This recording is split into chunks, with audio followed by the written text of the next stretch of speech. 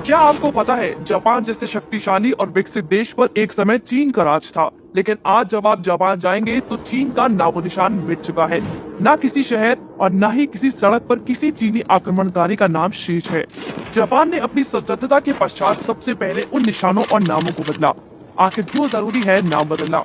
विदेशी आक्रमणकारी और शासकों ने अपनी क्रूरता दर्शाते हुए देश में कई ऐसे स्थानों के नाम और रंगत को परिवर्तित कर दिया था। इन भेड़ियों से मुक्त होने के लिए देश से वो नाम और निशान हटाना जरूरी है। जिम्बाब्वे एक उदाहरण। रोडेशिया का नाम ब्रिटिश सेसिल रोड्स के नाम पर रखा गया था। इतिहास गवाह है कि कैसे रोड्स ने उस देश के नागरिकों पर दमन किया था। अपनी सांस्कृतिक विरासत को वापस पाने के लिए आजादी के बाद देश के लोगों ने अपने देश का नाम जिम्बाब्वे रख लिया। भारत में आज भी आक्रमणकारियों के नाम। भारत के करीब 6 लाख शहरों और गांवों में से 704 के नाम पहले के मुगल शासकों के नाम पर है। ये नाम बाबर, हुमायूं, अकबर, जहांगीर, शाहजहां और औरंगजेब पर है। अकबरपुर, औरंगाबाद, हुमायूंपुर, बाबरपुर, अकबर निवास, शाहजहांपुर जैसे नाम तो आम है। आज भी अंग्रेजों को याद करने वाले विक्टोरिया मेमोरियल जैसे स्मारक देश में है। नाम बदलने पर बुद्धिजीवी समूह को दिक्कत।